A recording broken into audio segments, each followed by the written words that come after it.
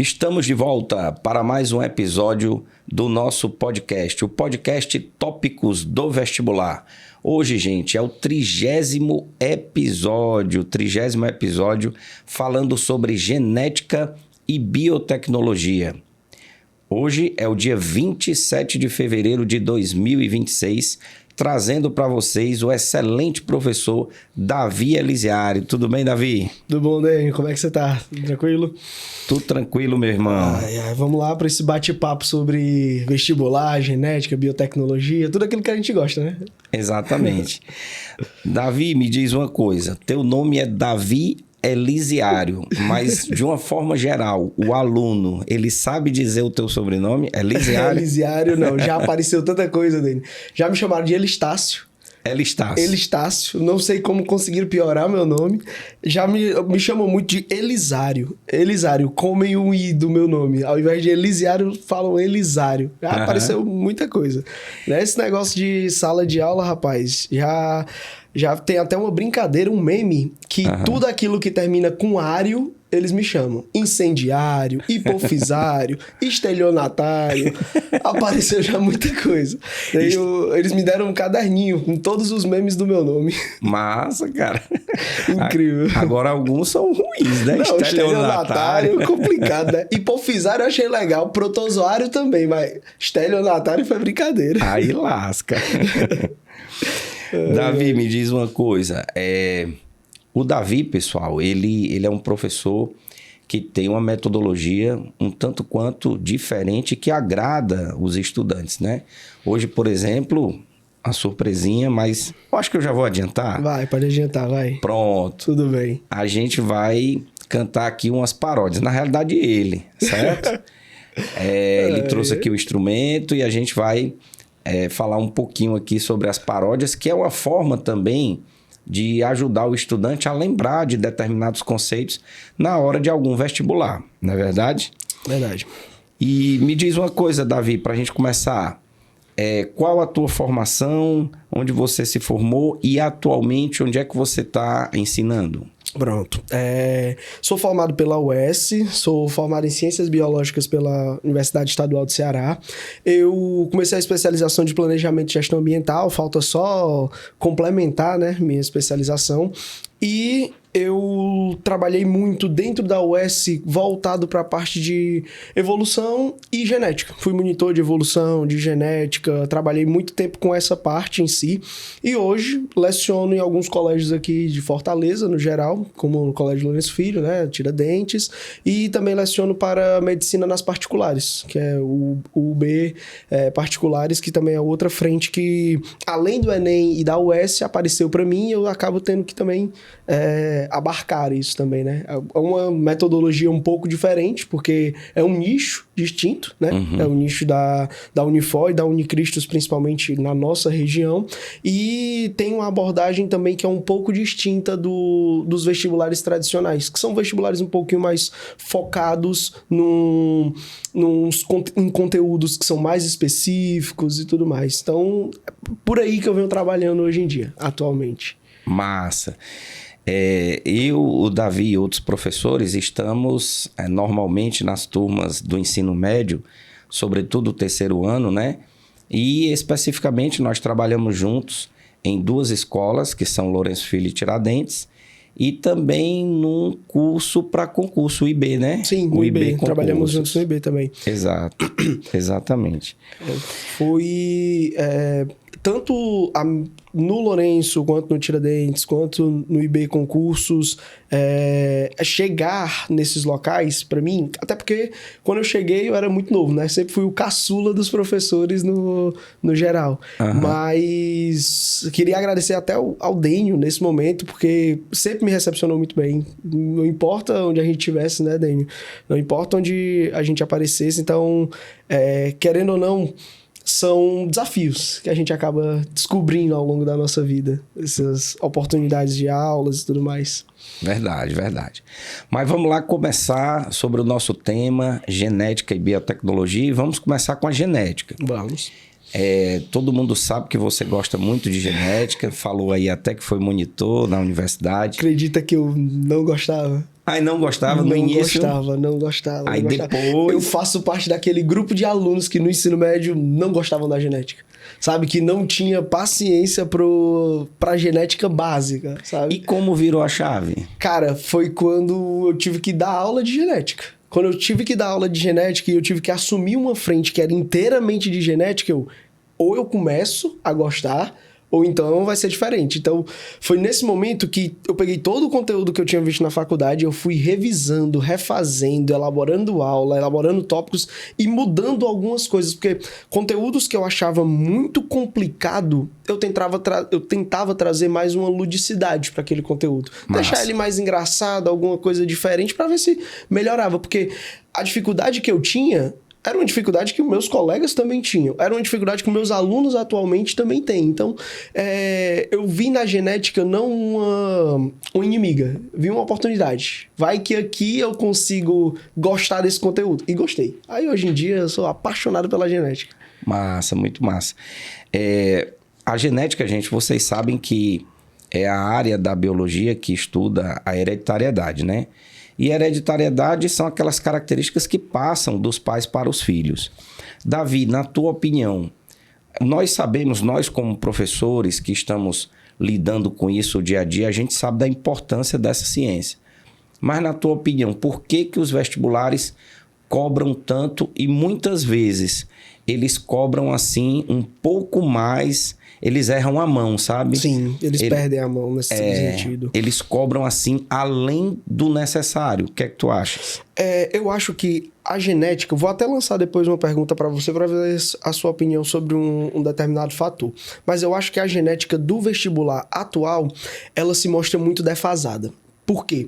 Eles erram a mão, mas erram a mão em cima daqueles conteúdos que são mais batidos na genética, sabe? Aí, quando eles tentam uma inovação, não pegam essas inovações da forma correta. Como, por exemplo, a gente viu uma vez na UES, há pouco tempo atrás, cair sobre Genets e Hamets, que são variações genotípicas de grupos de briófitas, plantas, pro grupo mais primordial de plantas, no geral. E a UES, ela perdeu a mão nesse conteúdo porque era uma pesquisa nova, tinha acabado de sair um artigo científico sobre e não consta nos livros de ensino médio. Então, não era algo que é condizente com o vestibular da UES, certo? E, assim, eu acho que essa perda da mão, o tanto que eles erram no cobrar da genética é justamente por isso. Quando cobram, é uma genética muito defasada e quando tentam inovar, erram nos fatores, erram no padrão do ensino médio que seria cobrado. E aí, a minha pergunta, Dênio, tu tem essa mesma visão que eu, que a genética dos vestibulares está um pouco defasada, ou tu acha que eles tentam ainda ter uma inovação assim, que conseguem ter algum fator novo sendo trazido? Rapaz, eu penso da seguinte forma, existe um hiato, um lapso de... uma diferença muito grande entre a educação básica e a universidade. Certeza. Me parece que os professores lá da universidade, eles não têm muito contato com o que rola na educação básica. Perfeito. Tanto é verdade que quando eu fiz o meu mestrado, os professores ficavam assim impressionados com a nossa carga horária, né? Teve um professor que uma vez disse assim para mim: mas no mesmo dia você vai para 3 escolas diferentes. Eu vou para 3 escolas diferentes e com frentes diferentes. Exato, com conteúdos que são completamente distintos. Distintos. Então, o que é que acontece? Por conta disso, eu acho que os professores da universidade, sobretudo aqueles que estão na elaboração, tipo na UES, tem a comissão executiva do vestibular. Sim. Eles precisam estar muito antenados, não apenas no material didático, mas também vendo o que é que as outras universidades de vestibulares tradicionais estão cobrando. Perfeito. E dosar a mão. Ou seja, vou colocar lá a questão fácil, mas vai ter a média e vai ter a difícil. E que a difícil não seja impossível, como o exemplo que você colocou aí, não, né? É surreal cobrar um texto de um artigo científico recém-publicado num vestibular que é para um aluno que está vendo o conteúdo básico do ensino médio. Certo? É o conteúdo do ensino médio recorrente. Então, é uma perda completa, assim, de... Às vezes, desculpa a palavra, noção. Porque realmente é uma diferença muito grande o que eles acreditam que os alunos estão vendo para a realidade, né? Se a gente for até para um comparativo mais a fundo, nem todas as nossas escolas de Fortaleza, sendo de escolas particulares ou públicas, têm também esse acesso à educação da mesma maneira. Então, imagina a disparidade que chegaria do aluno, né, no vestibular, encontrando uma questão dessa. Abala até o psicológico do aluno, né? É verdade. E, meu amigo, me diga uma coisa. Quando a gente leciona genética, é um assunto grande, né? Sim. Existem áreas dentro da biologia que são bastante grandes, como é o caso da zoologia, da botânica. E a genética é uma dessas áreas também. Aí tem toda aquela sequência didática, conceitos básicos, a Sim. genética mendeliana. Nós temos ali as interações gênicas não epistáticas e epistáticas. Temos, deixa eu ver aqui, as heranças. Grupos sanguíneos. Herança sexual, herança quantitativa e por aí vai. E termina ali mais ou menos no linkage, né? Sim, sempre. De todos esses assuntos, qual assunto que você ali na sala de aula você vê que o aluno ele não está compreendendo direito e você precisa ter mais tempo e mais zelo para fazer com que ele aprenda? Eu diria, disparado, genética básica e primeira lei. Genética básica e primeira lei. Por quê? A ordem cronológica de conteúdos da genética, ela tem um problema. Ela não espera para saber se o nosso aluno tem realmente o conteúdo da primeira lei e imediatamente já avança para a segunda lei. Isso é um problema. Por quê? Conceitos da primeira lei são bem semelhantes aos da segunda lei. Não estou dizendo que são iguais, mas semelhantes entre si. E quando o aluno vai ler, quando o aluno vai trabalhar aquilo, isso aqui eu vi na outra e está muito parecido. Como é que eu vou distinguir, certo? Então, essa questão de trabalhar conceitos básicos da genética e primeira lei de Mendel é um reforço que a gente precisa ter imediatamente. Porque quando o aluno consegue interpretar bem uma primeira lei, consegue trabalhar bem esses conceitos básicos, ele vai trabalhar bem exceções da primeira lei, ele vai conseguir compreender polialelia e até uma polialelia codominante, como o caso dos grupos sanguíneos. Então, e se a gente der o devido tempo para ser trabalhado conceitos básicos de genética e primeira lei, eu consigo fazer com que ele entenda melhor que o conceito da segunda lei de Mendel é o avanço de uma primeira lei para duas características.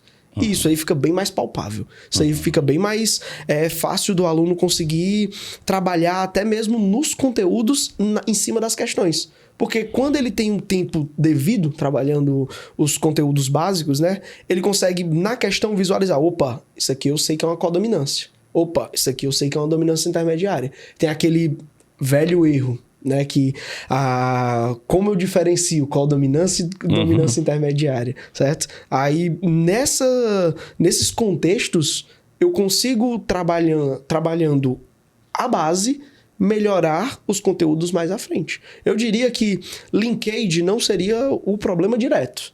Até porque linkage, venhamos a comentar que não é um conteúdo tão recorrente assim no vestibular. Mas é um conteúdo bem complicado.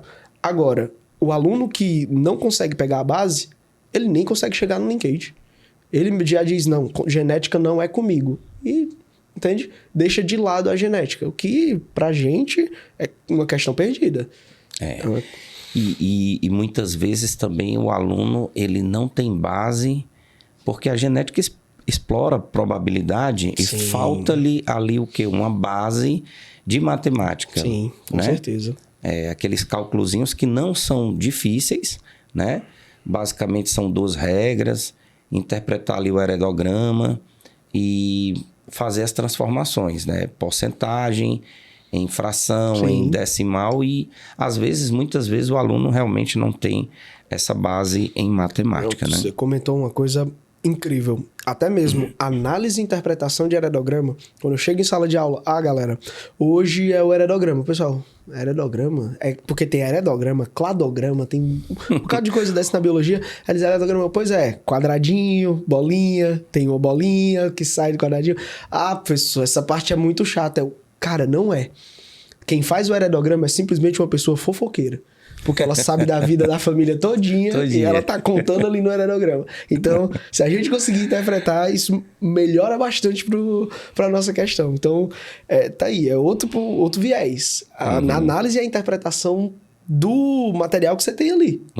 Seja da matemática básica, ou seja, a análise do nosso heredograma. Quer dizer que quem faz o heredograma é um fofoqueiro. Olha, Isaac. Nunca tinha prestado atenção nessa, não. Tem lá um heredograma de uma família e comenta que tal característica apareceu nos avós, apareceu no filho, ou apareceu nos netos, mas não apareceu nos pais. Isso aqui é um fofoqueiro, rapaz. Tá contando a história da família todinha, tá contando as diferenças, características. É um fofoqueiro. Verdade. Mas assim, beleza, você mostra por A mais B que se o aluno tiver a base, né, dos conceitos básicos e da primeira lei de Mendel, ele consegue fluir, né? Desenvolver. Mas assim, existem também conceitos muito, digamos, interessantes que ele vai precisar para a vida dele, né? Sim. Tipagem sanguínea, como você havia falado, é algo que ele precisa saber. Com certeza. Né? Não só do sistema BO, como do fator RH, enfim. E as doenças que às vezes aparecem, são doenças genéticas que às vezes eles herdam dos pais, né? Ou do pai ou da mãe especificamente, dependendo do tipo de herança. Então, eu te pergunto, diante de todo esse conhecimento, dessa importância, será que realmente o aluno ele vai levar isso para a vida dele? Você já pegou assim um ex-aluno que se encontrou casualmente, sei lá, num shopping, na rua, e ele falou assim: professor, eu lembrei do senhor, eu lembrei de você quando aconteceu isso aqui comigo, e aí? Já tem até uma situação muito estranha que aconteceu em sala de aula. Quando uma aluna, durante uma aula de genética, ela percebeu que provavelmente ela tinha sido adotada. Sério? Sério. Por conta da tipagem sanguínea? Não. Acredita que foi pelo heredograma. O heredograma. Ela estava analisando o heredograma e ela viu que tinham características presentes naqueles heredogramas que eram comuns da família dela.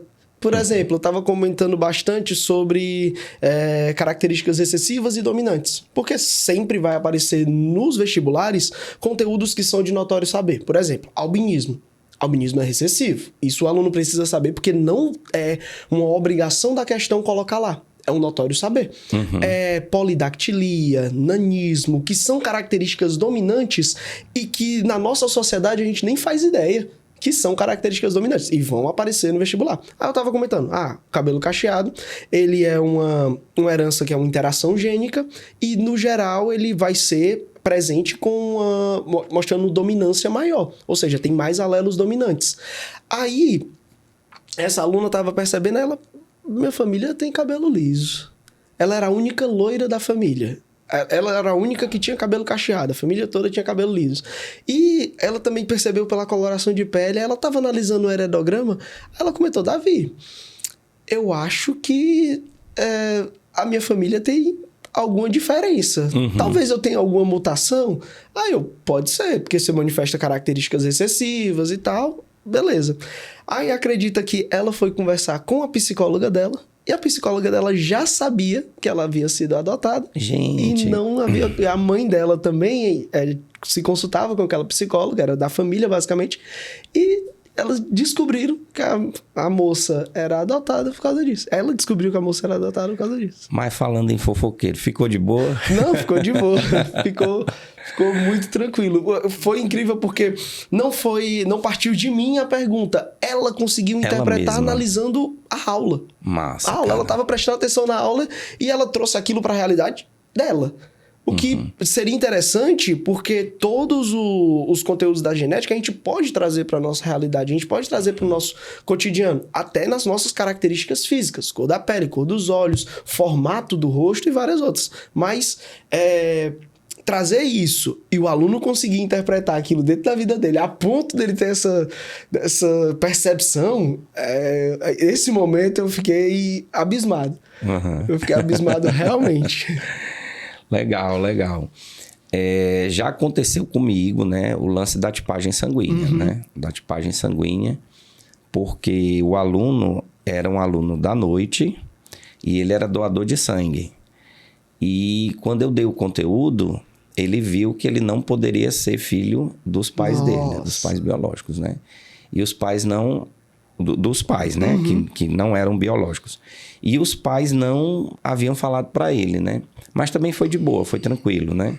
Ele aceitou de boa, mas a partir de uma aula em que ele viu que não havia condições de acordo com a tipagem sanguínea do pai e da mãe, ele ter aquele tipo sanguíneo, né? Então, aconteceu de fato, né? É incrível quando eles realmente estão prestando atenção e focados que eles conseguem captar essas situações. Eu costumo até dizer que a percepção deles acontece sem querer. Porque é o momento em que ele consegue ligar algo da vida dele com o conteúdo. E essa percepção acaba... Opa, peraí, isso aí tá parecendo com algum outro efeito. Já teve outro momento que, na tipagem sanguínea, uma aluna tinha dúvidas de que realmente talvez ela não fosse filha dos pais dela. Por quê? O pai dela apresentava tipo sanguíneo O, a mãe dela apresentava tipo sanguíneo A e ela era AB. Aí ela... Davi, não tem essa possibilidade e tal, não sei o quê. Acredita que o pai dela era falso O, que é uma característica bem rara dentro da genética. Exato. E ele não manifestava a presença do aglutinogênio tipo B. Por isso que ela era AB. Então, a condição genética dele transmitiu a característica para a filha, ela era AB, mas ele era falso O. Então, por mais que ele fizesse o exame de sangue, apresentava-se falso O. Efeito Bombaim, né? Efeito Bombaim. Muito comum na região do sudeste da Ásia, né? Mas aqui já é bem mais raro. E outra percepção também, desculpa colocar esse conteúdo mais na frente, mas outra percepção também. Esse ano mesmo, a gente estava falando sobre tipos sanguíneos e um aluno chegou para mim e perguntou: professor, qual é o tipo sanguíneo mais comum do mundo? Eu, não sei, o tipo sanguíneo mais comum do mundo, não faço ideia. E depois eu fui analisar, né? Eu fui pesquisar e tal. E não existe um tipo sanguíneo comum no mundo. Mas aqui, na nossa região, no Nordeste do Brasil, o mais comum é o tipo O. Tanto que eu fui fazendo algumas perguntas em sala de aula, é incrível a gente perceber que tem muito tipo O no Ceará. E é uma proporção que é muito maior do que pessoas do tipo A e do tipo B, que é uma característica do Nordeste. É incrível. Normalmente quando o aluno faz uma pergunta dessa para mim, eu digo assim, depende da população, né? Sim. Por exemplo, a população brasileira é muito miscigenada. No caso aí, você viu que no Nordeste é o O, né? Mas a população alemã, por exemplo, pode não ser. Com certeza. Né? Agora, no que diz respeito ao fator RH, de fato, tem bem mais positivos do que negativos, né?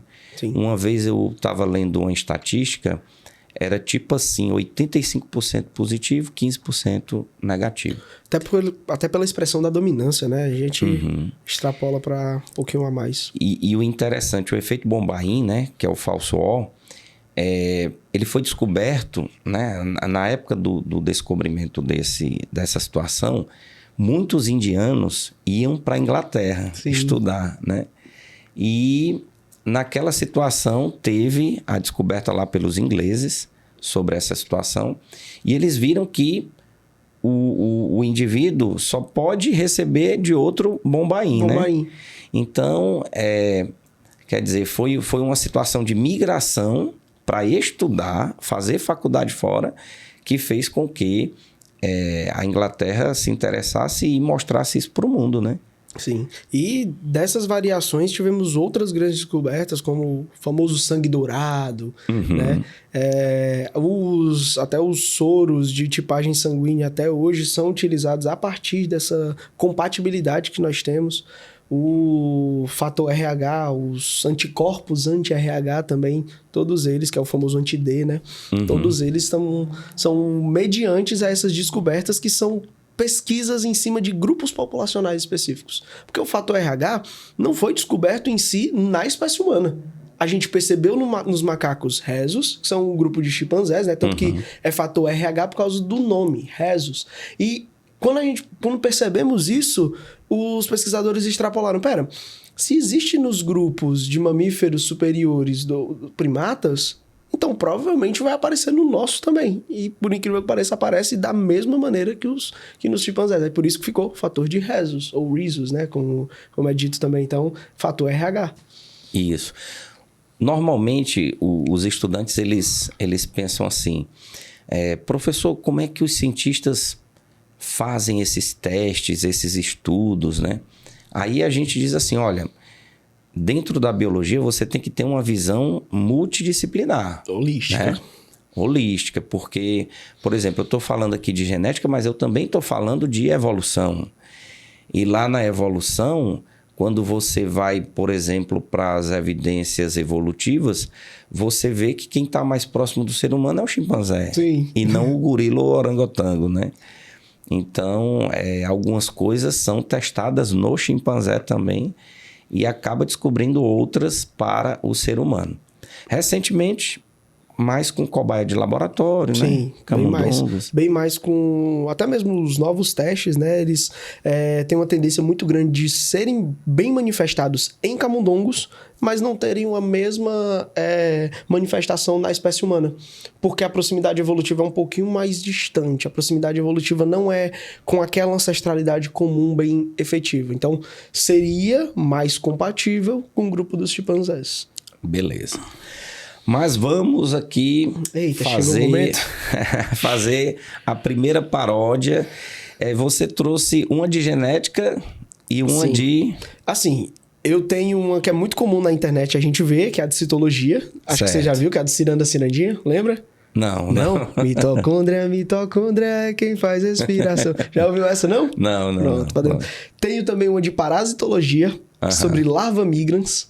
Massa. Que é inspirada naquela música do Alexandre Pires, Sai da Minha Aba. Essa eu conheço. Sai da minha aba, sai pra lá, pronto. Aí é Sai da Minha Pele, o nome da paródia. E tem essa de genética, né? Que é basicamente, sempre que tem curso de férias e eu vou falar sobre genética, eu trabalho essa paródia. Massa. Ela é baseada numa música que eu acredito que você conheça bastante. Tá Vendo Aquela Lua? Já ouviu? Já. Do Exalta Samba. Vamos lá. Nós, gente. Ele agora vai para o momento das paródias, começando pela citologia. Vamos começar pela genética mesmo.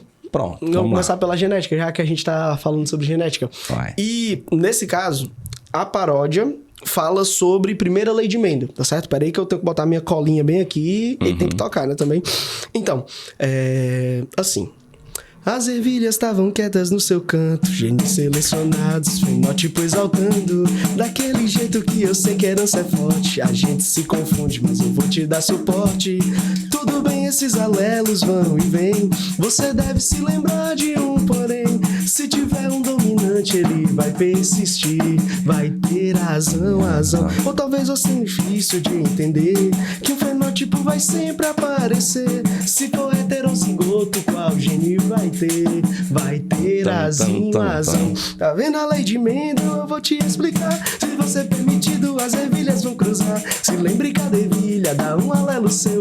Durante o cruzamento, tudo junto e nada se perdeu. São 4 chances, eu já sabia, que com 3 lisas uma rugosa aparecia. Mas também pode usar aquele 1, 2, 1 pra achar aquele gene que queria. Massa. Massa. É uma música famosa, né? É uma música famosa. O problema das paródias é justamente você tem que analisar a contemporaneidade. Ou você vai trabalhar com uma música que tá em alta agora, ou você vai trabalhar com uma música que é atemporal.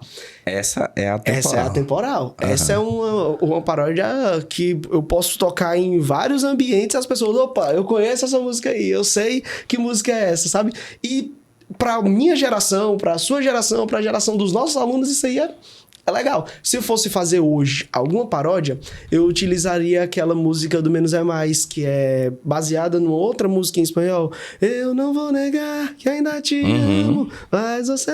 Porque é outra muito contemporânea que estourou bastante. Então, a ludicidade, ela se favorece com músicas atemporais e músicas estouradas. E o feedback do aluno? Aí a galera... Cara... quando você tá no curso de férias, uma sala com 120 alunos, você começa a tocar uma música dessa, a galera cai na risada. É vídeo pra lá, vídeo pra cá. Davi, canta o refrão de novo. Porque no meio da música eu tentei encaixar, como toda paródia, palavras que sejam importantes. Eu começo de um jeito que é quase uma brincadeira. As ervilhas estavam quietas no seu canto. Genes selecionados e fenótipo exaltando. Daquele jeito que eu sei que a herança é forte. Eu sei que é complicado, mas eu vou te dar suporte. Aí já começa falando sobre... pronto. Tudo bem, esses alelos vão e vêm. Você deve se lembrar de um porém. Se tiver um dominante, ele vai persistir. Azão. Aí, ou talvez seja difícil de entender que um fenótipo vai sempre aparecer. Se for heterozigoto, qual gene vai ter? Vai ter azão. Aí, tá vendo a lei de Mendel? É isso aí. Massa, cara. Rapaz, E o iniciozinho como é? As ervilhas, como é? As ervilhas estavam quietas no seu canto. As ervilhas estavam quietas no seu canto. Ou seja, o Mendel... Exato. Perturbou as ervilhas da espécie Pisum sativum.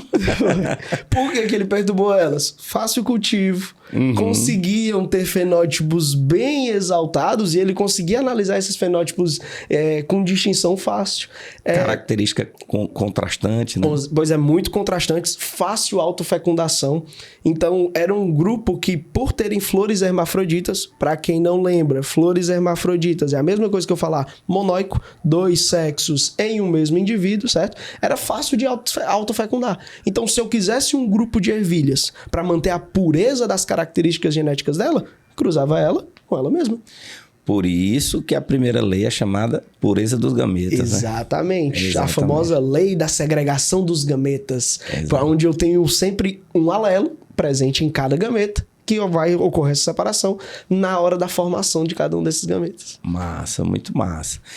E a de parasitologia. A de parasitologia, tu vai me fazer ir longe larva migrans cutânea. Larva migrans cutânea, o famoso bicho geográfico. Ancylostoma brasiliensis. Bicho geográfico. Bicho geográfico.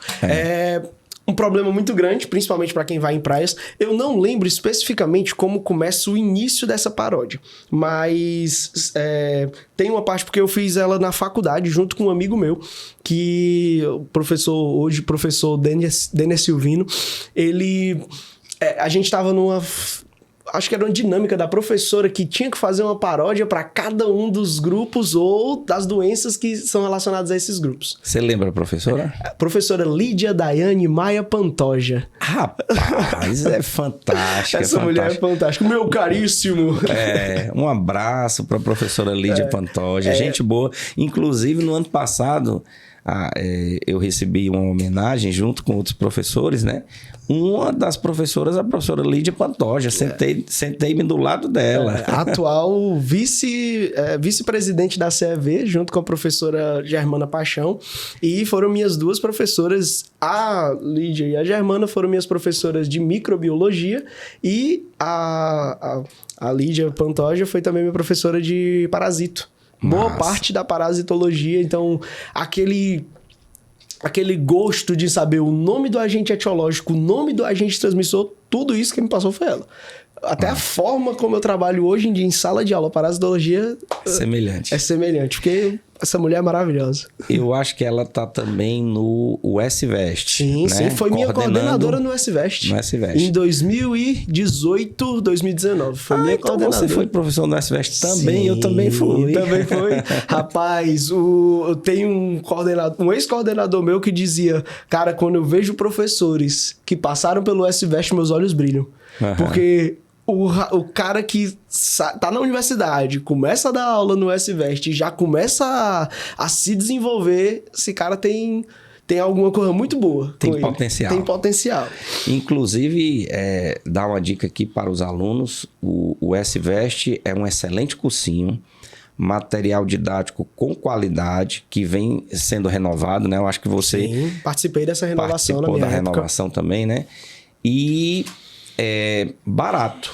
Barato é uma atividade de extensão da universidade que premia o aluno e coloca qualidade a um preço bastante módico, né? Sim. E ele é acessível demais muito e bom. As pessoas até comentam, mas e a taxa de aprovação? O SVEST tem taxa de aprovação em medicina, tem taxa de aprovação altíssima para vários cursos da UES. Então, é uma opção muito viável para, obviamente, acessível à população, né? E recomendo demais. É um cursinho maravilhoso. É parte da nossa formação, né? Exato. Vamos lá, parasitologia. Essa música já é um pouquinho mais complicada, porque não sei se vocês se lembram de um grande nome do samba chamado Alexandre Pires, que compôs uma música Sai da Minha Aba, certo? Sabe qual era o meu sonho? Era participar de um cruzeiro dele. Eita, esse aí foi longe, viu? Esse aí foi longe. Abençoe, Isaac, hein? Porque nessa música ele comenta sobre o amigo dele e tal, então eu tentei puxar pra Larva Migrans. E não lembro agora do início, mas ele começa mais ou menos assim. Fui pra praia, meu compadre, pra me divertir, e um cachorro infestado fez cocô ali. Eu tava meio desatento, fui deitar na areia, quando os ovos eclodiram bem pertinho de mim. Entrou na minha pele, fez o seu caminho, lançou suas toxinas e me fez coçar. Fico me coçando, isso é um perigo, vou ter que ir ao médico pra me tratar. Sai daí, lava, sai daí, lava. Sai daí, lava, sai da minha pele, sai pra lá. Sem essa de não poder viver. Sai da minha pele, sai pra lá. Não aturo mais você. Massa, muito massa. Aí o nome da paródia ficou Sai da Minha Pele. Aí, quando a gente terminou essa paródia, saiu os meus colegas de turma, né? Sai da minha pele, sai pra lá. Sem essa de não poder viver. Ei, Davi, realiza um sonho meu. Oi. Quando o cara tá tocando, aí sempre tem o vocalista que diz assim: pedi pra parar, parou. Tá certo. Vai. É um sonho meu. Vai, toca aí. Pedi pra parar. Massa. Realizei o sonho do rapaz. E também na citologia você falou que tem uma música, né? Sim, uma mas paródia. Essa é um pouco mais conhecida porque ela viralizou na internet já quando eu tava no meu 3º ano de ensino médio, certo? Só que é Ciranda Cirandinha. E ela é sobre organelas citoplasmáticas, uma ciranda cirandinha sobre organelas citoplasmáticas. E eu chegar numa sala de aula hoje, na atual conjuntura, com TikTok, com várias coisas, cantando Ciranda Cirandinha, os alunos ficam assim, ó. Ô, Davi, Ciranda Cirandinha é brincadeira, né, com a gente. Aí, o que é que eu fiz? Transformei o Ciranda Cirandinha num funk. E toquei num pandeiro. Aí, basicamente, começa assim, ó.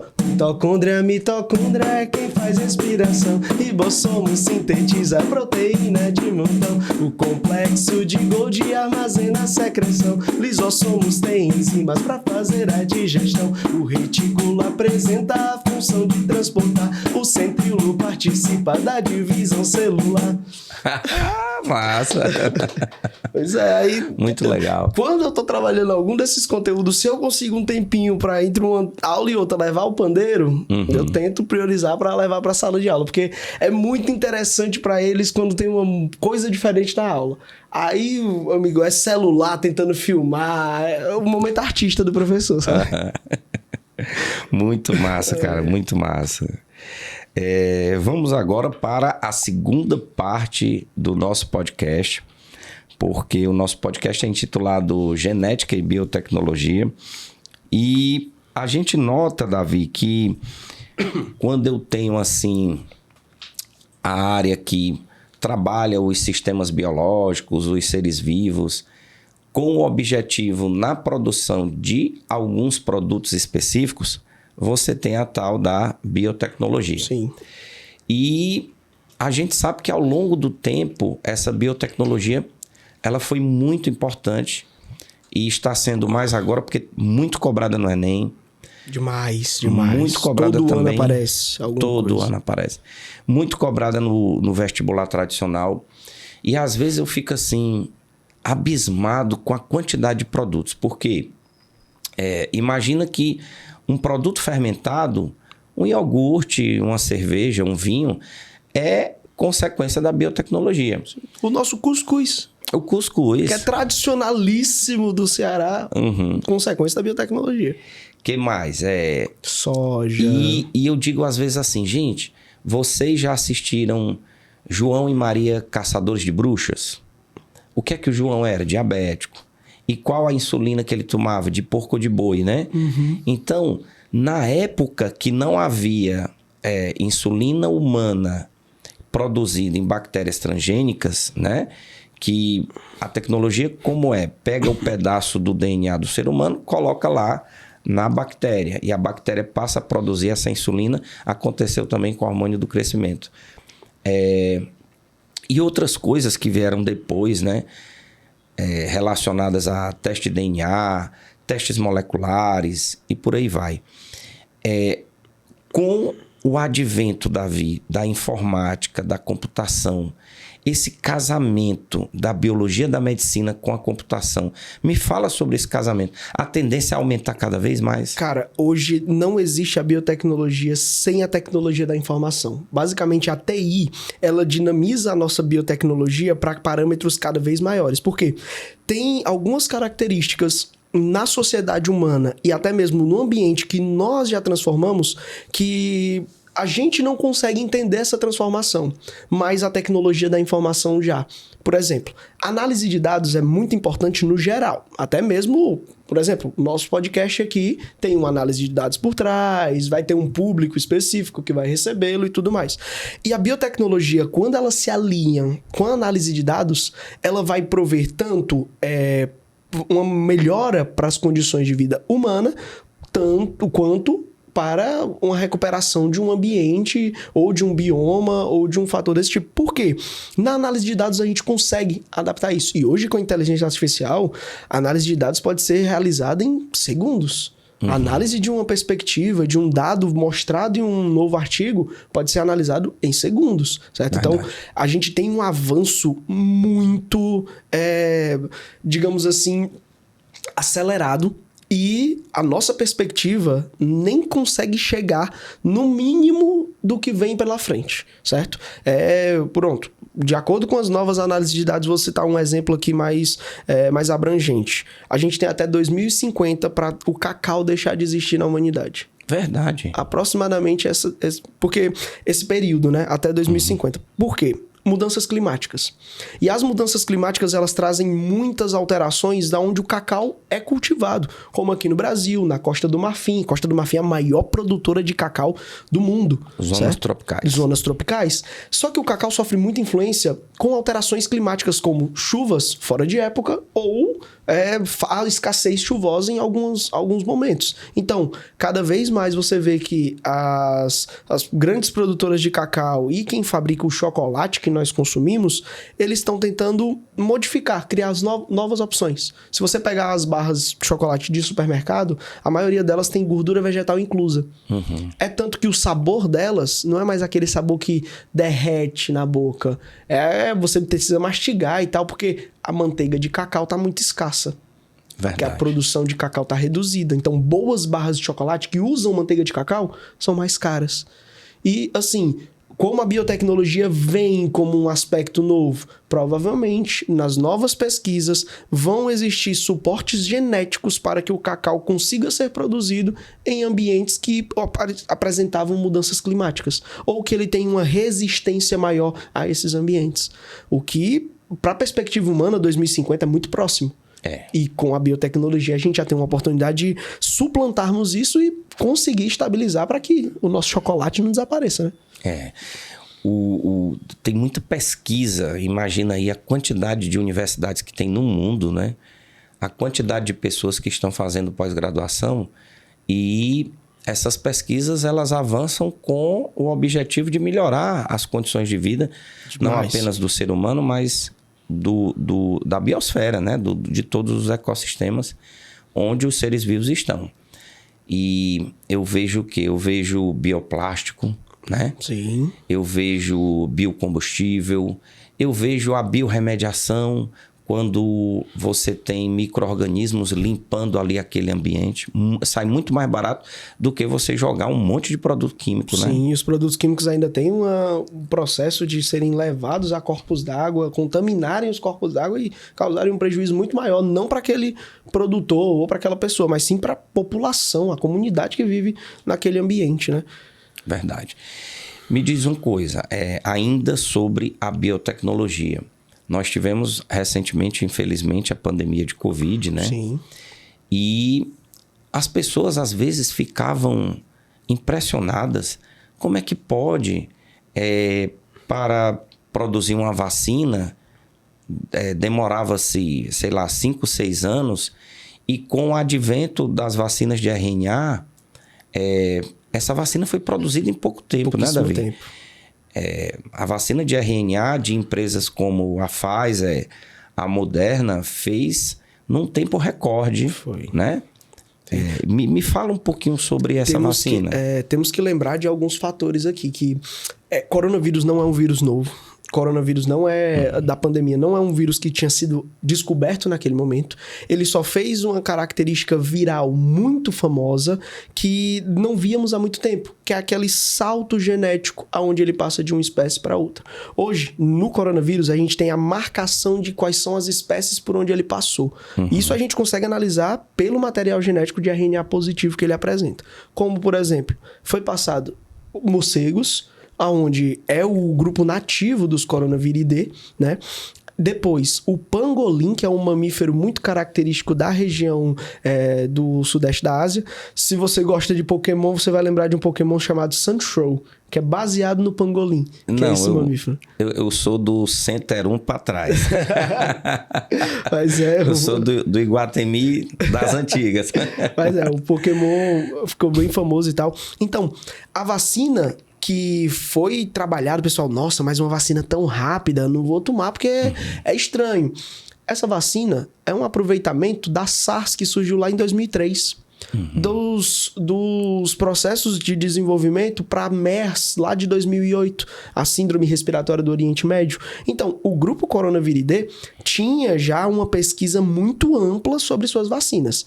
E quando a vacina de RNA chegou, cara, a receptividade que o nosso corpo tem para aquele RNA envolvido em uma bolha de gordura e com capacidade de síntese antigênica, quando eu falo síntese antigênica, gente, é porque o nosso corpo passa a produzir um fragmento da proteína que está presente nesse vírus. E como é uma proteína que o nosso corpo não interpreta como sendo nossa, a gente tenta eliminar. Por isso que é uma síntese de uma molécula antigênica, certo? Um antígeno que o nosso corpo vai responder a ele. Cara, essa vacina pode vir a resolvermos novos grupos de pandemias que possam vir no futuro, certo? Então, sempre lembrando que é um grupo de pesquisas que vem de 20 anos no passado, que chegou até o ponto de termos uma aceleração na produção das vacinas baseados na presença de um RNA mensageiro, de um fragmento do material genético viral. Bacana, né? Eu acho que quem tem a patente aqui no Brasil é a Fiocruz. É a Fiocruz. Para, no que diz respeito à plataforma de produção de vacinas de RNA mensageiro, né? Sim. Então, é uma coisa bacana. E o Brasil tem essas duas instituições belíssimas, que são tanto a Fiocruz quanto o Butantan, para a Butanvac, né? Que era a outra vacina também que surpreendeu, né, bastante a gente, um percentual de quase 80% de eficácia na sua aplicação. Então, uma vacina também incrível. Também uma vacina de modelo comum. Convencional, que surgiu assim muito rápida, porque o uso de pesquisas que a ciência ela não gosta de reinventar. Ela gosta de aproveitar aquilo que já existe, tal qual a evolução faz. Então... Inclusive, eu não sei se você sabia, só para ilustrar isso aí, os programas nos aviões, né, são programas mais antigos. Sim. Que já foram testados para não dar problema. São programas que realmente funcionam para não dar problema quando o avião estiver em voo, né? Outro assunto que está muito em voga, Davi, que eu vejo, são os microRNAs. Sim, né? Prêmio Nobel de 2024. 2024, exatamente. Eu acho que um dos caras é Victor Ambros, né? Sim, Ambros. Uma coisa assim. Que é um pesquisador que analisava... Ele não trabalhava especificamente com microRNAs, mas sim com RNAs mensageiros. E ele notou que um grupo de moléculas de RNA tem capacidade de inibir expressão gênica de RNAs mensageiros. Massa. E o interessante é que hoje já se conhecem mais de 2.500 tipos de microRNAs. É aquele RNA, esse microRNA, que tem pouquíssimos nucleotídeos, né? E que o objetivo dele é atrapalhar ali a tradução. né? Se ligar ao RNA mensageiro e impedir que o ribossomo consiga efetuar sua atividade. Exatamente. Simplesmente isso. Aí o que é que eu vejo, né? Aí eu, puxa vida, olha a quantidade de mecanismos que nós temos para, tipo, evitar um câncer. Exato. Evitar uma cardiopatia, evitar a proliferação de uma infecção no nosso corpo. Porque o que é que eu penso, né? Por exemplo, lá no ciclo celular, a gente vê muito os pontos de checagem. Os checkpoints, famosos. Os pontos de checagem. Para evitar com que a célula se multiplique e, consequentemente, gere o tumor. Aí vem uma outra pesquisa que descobre um RNAzinho pequeno que atrapalha a receitinha de bolo que veio do núcleo para poder produzir aquela proteína específica, né? Muito massa. A proteína oncogênica, né? Que é aquela proteína que vem de um gene que já é cancerígeno, entre algumas aspas para nós. E, assim, o microRNA, ele foi tão incrível, foi uma descoberta tão, digamos assim, diferente na ciência que o prêmio Nobel daquele ano saiu em outubro, certo? Em novembro daquele ano, a gente teve o vestibular da o vestibular de final de ano da Unifor. E a Unifor cobrou sobre microRNA. Sério? Sério. E era basicamente pedindo para o aluno saber sobre o prêmio Nobel. E como o prêmio Nobel é de ampla distribuição e que realmente, no geral, vem para os livros didáticos, ela estava respaldada, certo? Aí, naquele mesmo ano, em 2024, segunda fase da UES, a famosa UES 2025.1, cobra na sua segunda fase microRNAs. Ou seja, o aluno precisa estar ligado nas novidades. Sim, é sempre prêmio Nobel, atualmente, a polilaminina, que precisamos falar sobre ela, precisamos comentar sobre ela, porque precisa de um grupo controle, de uma análise estatística, mas é muito promissora, certo? Então, os microRNAs demonstram pra gente que no vestibular, aquele indivíduo que realmente sabe de atualidades, e não só atualidades da parte da geografia, como geopolítica no geral, mas sim atualidades biológicas, atualidades da ciência, ele vai conseguir se dar bem. O lance aí da polilaminina, eu não sei se você viu, mas deu aí o que falar, a entrevista, né, da pesquisadora no Roda Viva, né? Roda Viva, Sim. Porque muitas vezes também eu penso que o cientista ele está muito preso ao método científico, mas que de fato a ciência necessita do protocolo, dos ensaios, dos estudos clínicos. Então, realmente a gente precisa aprofundar. E que se essa substância de fato está recuperando partes do neurônio e, consequentemente, é como se fosse uma neuroplasticidade, né? Incrível. Que a gente estuda lá na neurociência. Sim. Isso, para nós, é fundamental, né?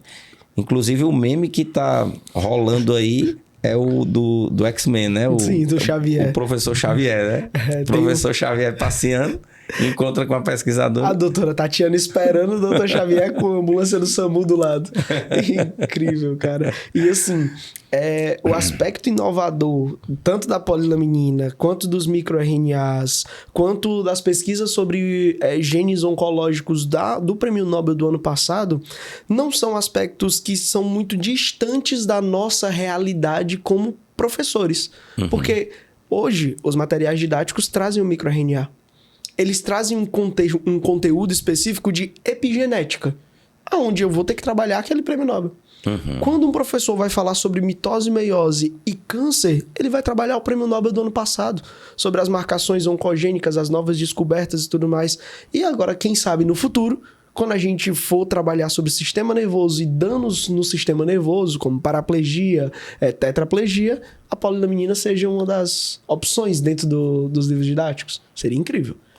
E eu acho que nós precisamos de um prêmio Nobel. Eu acho que a gente precisa, porque batemos na trave várias vezes. César Lattes, Carlos Chagas. Exato. Tivemos já muitas... Nossa, César Lattes, profundo injustiçado do Nobel. Até o Nobel, a associação do prêmio Nobel assumiu que realmente César Lattes precisava de um Nobel. E foram várias vezes, né? Então, aí foram 3 anos por suas pesquisas, pelos seus auxílios em pesquisas. Carlos Chagas, primeira vez que se descreve, cataloga, faz toda a elaboração clínica de uma doença e não ganhamos o Nobel, que foi a doença de Chagas, né? Rapaz, uma pena, né? E com a homenagem ao Oswaldo Cruz, porque o nome é Trypanosoma cruzi. Aquele parasita com formato de tripas, semelhante ao trato digestivo humano, que é homenagem ao Oswaldo Cruz. Por favor, não homenageiem Elisiário. Não fica legal em nome de parasita não, tá certo? Só dando um aviso. Porque aí fica estelionatário. Fica difícil, né? Meu amigo, que papo gostoso esse nosso. Estamos, infelizmente, na parte final do nosso podcast. Passaria com você aqui mais uma outra hora conversando sobre as novidades na biologia e na medicina. Mas eu queria saber de você, Davi, qual o conselho que você dá à nossa audiência, ao nosso aluno que vai assistir esse programa na próxima semana, que já vai ser início de março de 2026. Diga lá. Vamos lá. O ano está no seu início.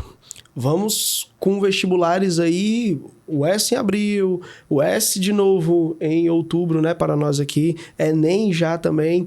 Então, não se preocupem, certo? Diretamente com o tempo está passando. Ele vai passar para você, ele vai passar para o seu concorrente também. Eu só quero que vocês priorizem uma coisa, dê o seu melhor. Consiga trabalhar da melhor maneira possível. Davi, mas tem dias que eu não consigo. Tem dias que o seu concorrente também não vai conseguir. Agora, se você deu o melhor nos outros dias, se você soube aproveitar, se você realmente conseguiu se dedicar, eu garanto que em hipótese alguma, Dênio, nenhum sacrifício é em vão. A gente tem que entender que para tudo que a gente quiser obter, precisamos nos sacrificar de alguma forma. Verdade. Se vamos nos sacrificar, eu carrego isso na pele, até os alunos vivem brincando porque eu tenho tatuagem de anime, né? Mas basicamente essa minha tatuagem significa que nada pode ser obtido sem uma espécie de sacrifício. Então, tudo que eu quiser na minha vida, eu vou ter que sacrificar alguma coisa. Eu estou disposto a isso? Estou disposto a sacrificar o meu momento agora para ter um sonho lá na frente? Para ter a realização ou o meu futuro mais bem estruturado lá na frente? É isso que eu peço para vocês, que sempre lembrem-se, vocês são jovens. Boa parte de vocês ainda vai prestar o primeiro vestibular. E isso não é o fim. Isso é basicamente o início de uma jornada que pode ser uma jornada muito linda. Certo? Muito bom, muito bom. Gente, esse foi o nosso 30º episódio. Pode curtir, compartilhar, espalhar a palavra. Um episódio que falou sobre genética e biotecnologia, atualidades na medicina. Foi muito bacana. Obrigado, Davi. Tivemos paródias. O Dênio pediu para parar e parou. E esse episódio é um episódio que marca, digamos assim, a nossa maturidade, né, Isaac? 30º episódio, rapaz, quem diria, né? É muito final de semana trabalhando, é muito roteiro preparado. Verdade. Meu amigo, obrigado mais uma vez. Agradeço Estamos demais juntos. o convite e precisando, estou aqui novamente, quantas vezes forem necessárias. Show de bola. Queridos, até a próxima e que Deus nos abençoe, porque esse programa, esse podcast, ele tem muito a oferecer e já está oferecendo. Obrigado a todos. Até a próxima. Valeu. Tchau, tchau.